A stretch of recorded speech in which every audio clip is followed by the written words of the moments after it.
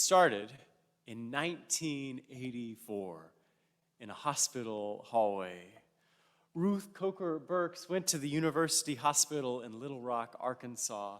She was there to care for a friend who had cancer, and because her friend had had 5 different surgeries, Burks spent a lot of time in that hospital.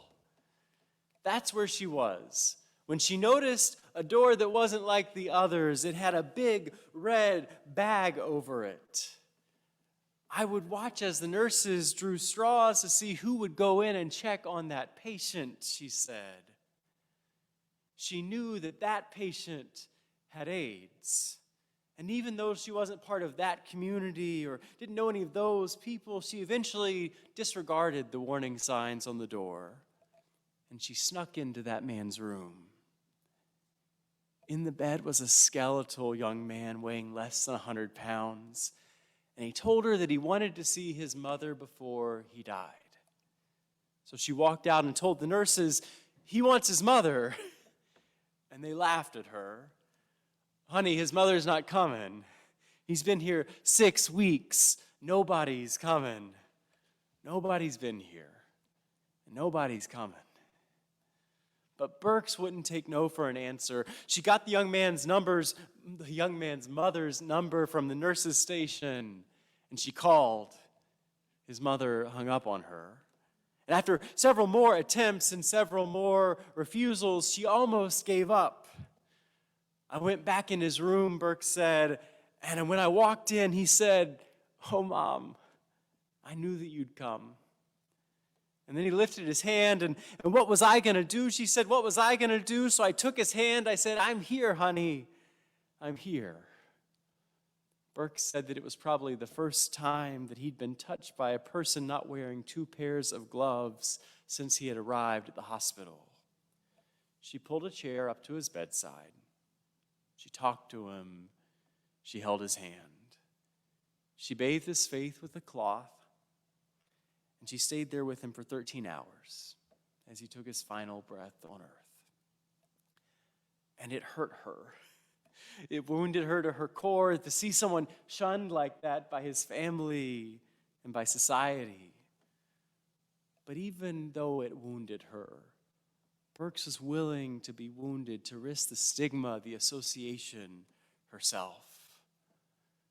And this morning, I have to wonder as we read John's gospel, if that's not how Nicodemus is feeling as well. In chapter 19 of our gospel, it's Nicodemus and Joseph of Arimathea who care for Jesus after his crucifixion. It's Nicodemus and Joseph of Arimathea who offer him a loving burial and passing to the next life. For Nicodemus, his story didn't start in a hospital hallway. It began at night with a secretive one-on-one meeting with Jesus. He's a local leader, so maybe it's not surprising that he comes at night. Following Jesus in public view would mean big changes for Nicodemus. And so he starts instead with the safer thing. He questions Jesus privately about what his work is all about. Nicodemus asks Jesus about what it means to belong to this new community of God, how he can really be reborn, become initiated, how he can really be part of Jesus' work and ministry. And to be fair to Nicodemus, Jesus does not give the most straightforward response to his questions. Nicodemus questions Jesus privately, and then Jesus shares that the Spirit of God is like a mysterious wind that blows where it chooses. He reminds Nicodemus of the story of Moses lifting the serpent up on a pole in the desert to heal Israel from its wounds. And then in typical fashion for John's gospel, the narrator steps in to neatly explain away this very complicated, complex, open-ended story. Most scholars classify John 3:16 at the end of this pericope not as part of Jesus' monologue, but as the narrator's explanation of the preceding events. But for me, though, I think the most interesting part of this story is Nicodemus's silence. He shows up and asks Jesus all the difficult questions about becoming a disciple. Jesus responds in an albeit less than clear way. And then Nicodemus is just silent. the last thing we hear from him is verse 9. He says, "How can these things be?" And I think if this were all the story that we had, then we might think that the cost of being a disciple, of being born again in whatever way we understand that, was just too heavy of a price to pay for Nicodemus. But fortunately, this is just the beginning of his story.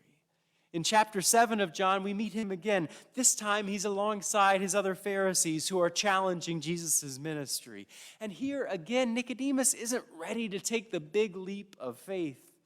Instead, he's only willing to risk challenging his colleagues. And so he dares them to listen to what Jesus has to say before condemning his ministry. That's all the courage he can muster, even several chapters later. And then Nicodemus goes silent again. This time we don't hear from him again until chapter 19, almost at the very end of John's gospel, after Jesus has been crucified. Nicodemus shows up one more time, this time alongside Joseph of Arimathea, another closeted, secret disciple of Jesus.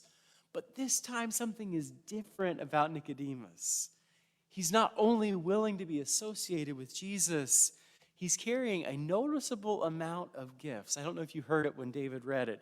John tells us that Nicodemus shows up with almost 100 pounds of myrrh and aloe for Jesus' burial. And I don't know about you, but for me, it almost seems like it's too late. It almost feels like Nicodemus has missed his chance to show up. I've shared before here at Govans the image that comes from Reverend Dr. Thomas Long. He says that our lives in the Bible have what he calls window moments. He says there are these brief, fleeting moments in each of our lives where God opens a window and invites us to be part of blessing the world. But we have to pay attention, he says, because just as quickly as those windows open, they close again. And we can miss our chance to be part of God's work in the world in that moment. And I think that's an important reminder not to take those chances for granted. But I think Nicodemus' story of showing up when it seems like it's just too late reminds us of another truth. That in God's reign, we might miss that first window, but we are still being invited to watch for the next invitation to take part of what God is up to. The queer theologian Robert Goss writes that the Nicodemus story is too familiar for LGBTQ Christians who survived the HIV/AIDS epidemic. Goss reminds his readers that throughout the AIDS crisis, there were closeted followers and supporters like Nicodemus who couldn't find the courage or support they needed to come out and advocate for their siblings who were suffering and dying. And like Nicodemus, it wasn't until their friends had died that so many of them did find the courage to advocate, to step up, to speak out. And that's why for some LGBTQ Christians, Nicodemus is the patron saint of closeted disciples. But I think Nicodemus is also a hopeful reminder that even after great loss, people can find the courage to join the struggle. I think he's a reminder that with God's grace and mercy, it's never too late to do the right thing, to make amends, to claim who you are and how you feel called to live. I think John's gospel is pointing us toward that hopeful reading of Nicodemus' development, his slow, steady movement toward fully claiming his identity as one of Jesus' disciples. And I think one way we see that is through John's use of the Greek verb to come or to arrive, erchomai. Erchomai, this Greek verb, shows up throughout chapter 3 when we first meet Nicodemus. John uses this verb to describe the work of God's mysterious Spirit. John uses this verb to tell readers that God's light has come into the world. But it's also the verb that John uses to introduce Nicodemus. In the beginning of chapter 3, John tells us that Nicodemus came to Jesus at night, erchomai.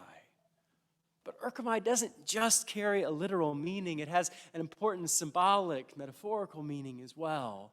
Yes, erchomai can mean just showing up, literally being present. But it's also used to communicate a symbolic arrival. It can be translated to come into being, to show oneself, to find your place, to become known. Which is why I think it matters that John uses that same verb 2 more times in a row to introduce both Nicodemus and Joseph of Arimathea in chapter 19. And as readers, I think we have to ask ourselves, at the end of this gospel, are Joseph and Nicodemus both merely showing up, Herkomai, after the crucifixion? Or are these 2 secreted, closeted disciples finally coming out, finding their place, and daring to be known? Also, Herkomai. A few thousand years later, Ruth Coker Burks was also coming out after the death of her friend in that hospital room. After caring for this man in the hospital throughout his final hours, she learned one more painful detail: that his family didn't want to see him while he was living, and after he had died, they had also refused to claim his ashes. And so, like Joseph and Nicodemus before her, Burks found herself alone with this man's unwanted remains. Many years before that, she had received a strange inheritance from her Arkansas family: a graveyard. She had inherited 262 plots, most of them unused. I always wondered what I was going to do with the cemetery, she said. Who knew there would come a time when people didn't want to bury their children? And so she took that man's ashes, she dug a hole in the middle of her father's grave, and she buried the man there. Sure enough, word got around, as it often does, about hospitality and vulnerability. And Burks found the courage to come out as someone who wasn't indifferent, who was willing to be identified, seen, known alongside those who were suffering. And because of her courage and care for those who had been rejected during the height of the Arkansas AIDS crisis, she buried the remains of more than 40 people in cracked cookie jars in her family's cemetery. Because no preachers were willing to come, she made her own funeral liturgy. She prayed over the ashes herself. She buried the ashes with the help of her daughter. And you might think, when you hear that story, that it was nice. But it's all too late. What does it matter if she shows up just after people have already died? But this morning, I think Nicodemus would tell you that yes, God opens windows and those windows close too. But in God's reign, there's always another chance to say yes, to show up, to take the next right step, no matter where you've been or what you've done before. In this new year, you might be especially mindful of the windows that you've missed, of the times you've stayed silent or let fear keep you from responding to others' needs. But as important as those acknowledgments are, I hope that you'll also listen for that mysterious and wild Spirit of God that Jesus talked about, who still loves the world with no exceptions, and who is still calling you to come out and be part of the work of God in our midst. Please pray with me. Holy One, for all the right steps and all the wrong ones, for your presence along this broken road that leads us toward healing and peace, we give you thanks. Help us to listen and respond together to your Spirit again this morning. In your name we pray. Amen.